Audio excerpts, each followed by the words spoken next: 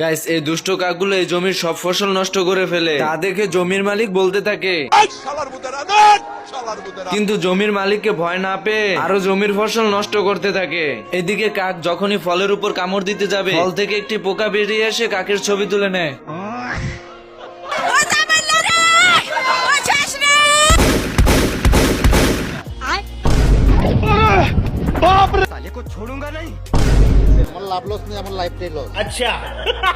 এইদিকে কাকের এত উৎপাত দেখে দুটো বিদেশের থেকে কাকতারুয়া আসে কাক তাড়ানোর জন্য। কাকতারুয়া দুটোকে দেখে কাক চলে আসে মতিগতি বুঝার জন্য।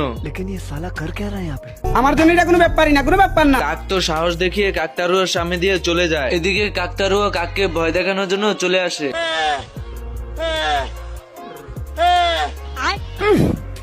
মাং মাং কোটাই কোনটাই রে শাহিন নটির ফুলাকে ধরে ফেল।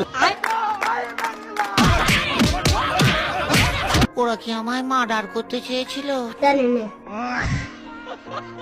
কাকতারুয়া তো কাকের হাতে মার খেয়ে তার মাথার খুলি হারিয়ে ফেলে। এরপর সামনে একটি কুমড়ো পেয়ে ওটাকে মাথায় গেঁথে নেয়। গাছের সঙ্গে ধাক্কা খাওয়াতে কুমড়োটা ভেঙে যায়, তাই তার মাথার খুলি খুঁজতে থাকে। এর ভিতরে সামনে একটি মৌমাছির চাক দেখতে পায়, সেটাকে মাথার খুলি ভেবে যখনই মাথায় লাগাতে যাবে, মৌমাছির হাত থেকে বাঁচতে গিয়ে হঠাৎই পাথর সঙ্গে ধাক্কা খেয়ে পড়ে যায়। এ দেখে কাকের দল।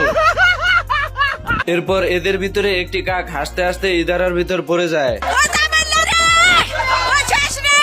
চান্দা দিব আরো বালা কইব ল অহানিকে 2-4টা ঋণ খেলা বিরে ধরি। কাকটাকে ইদারার ভিতর পড়ে যেতে দেখে কাকটারও দুটো কাককে সাহায্য করার জন্য ইদারার ভিতর নেমে পড়ে। পানি উপরে ওঠার সাথে সাথে কাকও উপরে উঠে যায়। কাককে উপরে উঠতে দেখে কাকের দল কাকটারোর কাছে গিয়ে বলতে থাকে, আমরা কিন্তু একটাও মানুষ না, তাহলে কি?